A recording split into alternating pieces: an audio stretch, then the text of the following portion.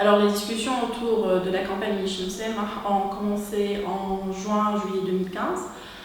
Depuis le mois de mars 2015, il y avait déjà des rumeurs qui circulaient autour d'une éventuelle loi de réconciliation, d'amnistie, etc. À cette époque-là, on ne savait pas encore, on ne connaissait pas encore le nom qu'allait porter la loi, mais on savait qu'elle allait porter sur une sorte d'amnistie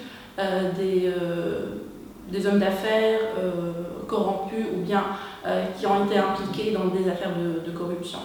Donc depuis le mois de juin, un appel a été lancé sur les réseaux sociaux, sur Internet, un appel à rassemblement. On a un petit peu expliqué l'esprit de ce projet de loi et plusieurs dizaines d'internautes, d'activistes ont répondu à cet appel-là.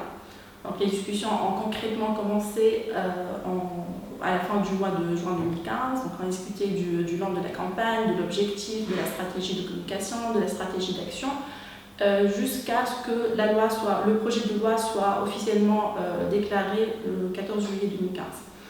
Donc après cela, nous avons commencé à nous organiser. Et le premier rassemblement a eu lieu le 28 août 2015 devant la place là, qui a juste devant la centrale ouvrière, le local de la centrale ouvrière à Tunis. Place Mohamed Ali. Voilà, place Mohamed Ali. Donc il y a eu un premier rassemblement, un tout petit rassemblement, parce qu'à cette époque-là, la Tunisie était encore sous état d'urgence.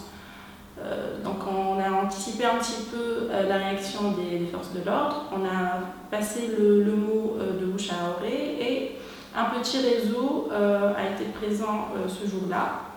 Parallèlement, il y avait une conférence justement sur le même sujet, autour du même sujet. Donc nous avons donné une position officielle.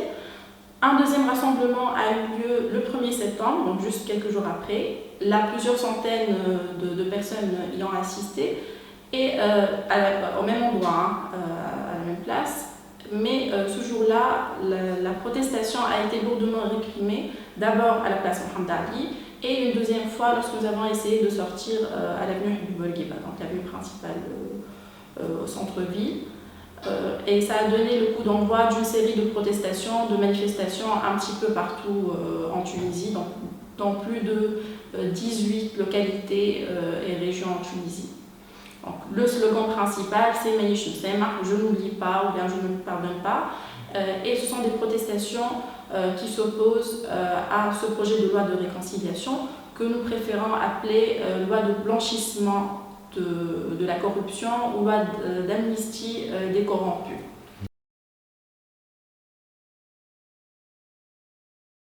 Oui, donc après le 12 septembre, la journée où s'est organisée la grande marche qui a rassemblé la campagne et plusieurs partis politiques qui ont rejoint justement cette protestation contre le projet de loi, ça a été un petit peu, le projet a été mis au frigo.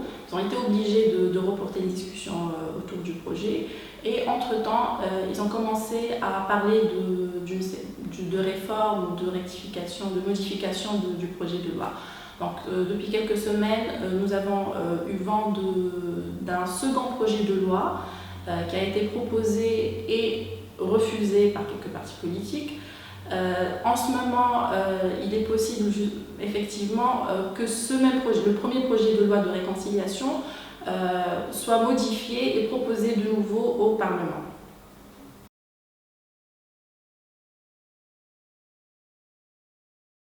Il faut comprendre que la loi de réconciliation n'est qu'un détail ou n'est qu'une petite partie de tout un processus justement de restauration de l'ancien régime ou de reproduction, je dirais, du même système, des mêmes pratiques et du même système.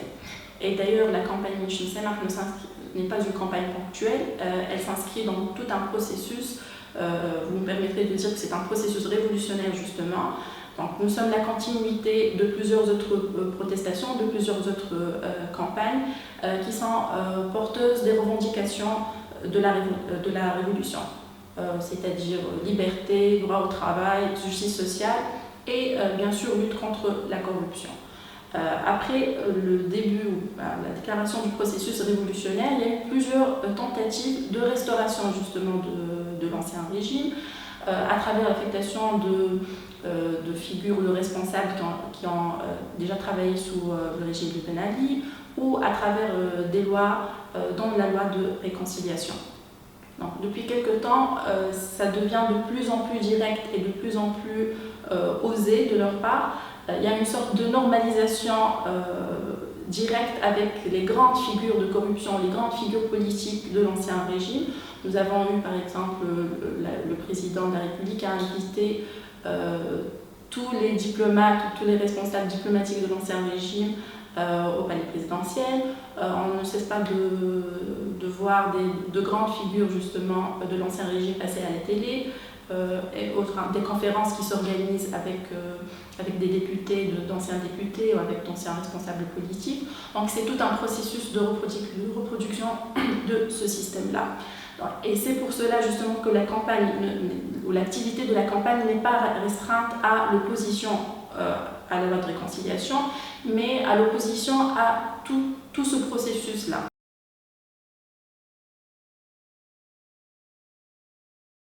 Alors l'instance Vérité et Dignité couvre une partie du processus de justice transitionnelle, dans lequel s'inscrit aussi la campagne Mélenchon. Mais en même temps, dès le départ, la campagne a préféré ne pas prendre de position quant à l'IVD, parce que nous sommes conscients des pressions qu'il y a autour de tout l'enjeu politique qu'il y a autour. Donc, nous avons préféré ne pas prendre position par rapport à ça, mais plutôt défendre tout un processus de justice transitionnelle. Concernant le communiqué, le fait de voir Chibou ou d'autres personnes s'adresser à l'IVD pour déposer justement leur demande de réconciliation n'est pas un problème en soi. Au contraire, ils ont finalement été obligés de respecter le processus de justice transitionnelle.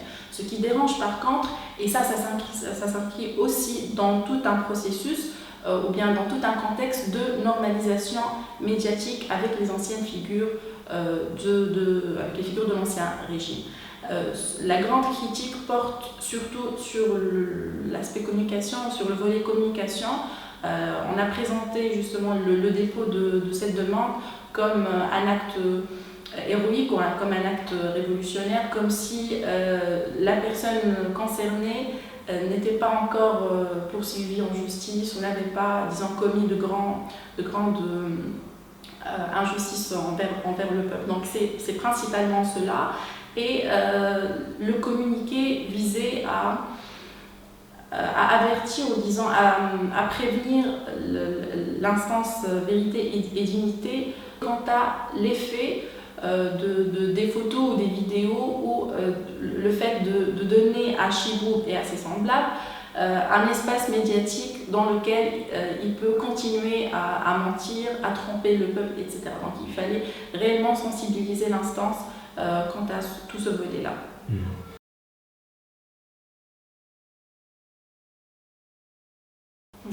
Alors si on veut étudier un petit peu la composition de la campagne du noyau, comme vous dites, ça passe d'une étape et d'une autre. Et c'est différent selon, disons, l'étape. Parce qu'en septembre, c'était plutôt très large. La campagne a été relayée dans plusieurs régions, dans plusieurs localités. Il y a eu même des localités qui n'ont jamais vu s'organiser de protestations durant toute l'histoire de la Tunisie. Donc, disons que ce n'est pas très restreint comme noyau. Moi, je suis active dans la coordination, au sein de la coordination du Grand Tunis, donc de la capitale. Disons que le noyau, comparé à d'autres mouvements, à d'autres campagnes, le noyau, il est très large.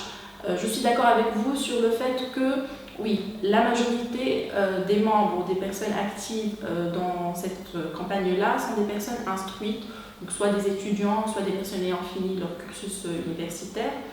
Mais je pense que c'est relatif aussi à la qualité ou au type même de l'action. Parce que qui dit loi de réconciliation, dit parlement, dit débat juridique et tout. Donc c'est tout un débat qui nécessite, disons, un minimum de connaissances au niveau juridique, au niveau politique et tout.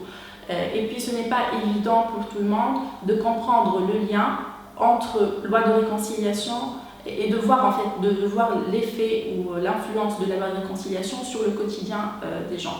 Donc, ce sont des personnes qui sont capables de saisir directement au premier abord ce lien-là, qui ont été motivées pour s'opposer à cette loi et qui en ont fait leur priorité.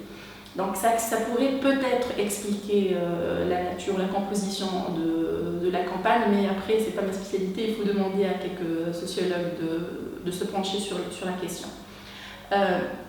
Juste une petite remarque quant à la campagne. La campagne s'adresse à toutes les personnes, justement, et à tout le monde.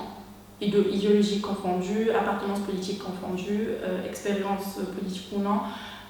Et au mois de septembre, nous avons vu justement, août-septembre, durant les 2 longues semaines de protestation, nous avons vu plusieurs personnes, même des personnes qui n'ont jamais fait de politique, qui n'ont jamais été actives politiquement parlant, nous avons vu ces personnes-là rejoindre la campagne justement et s'identifier à ce slogan-là. Donc, disons que la dynamique même de la campagne est relative aussi à la dynamique de protestation sociale dans le pays.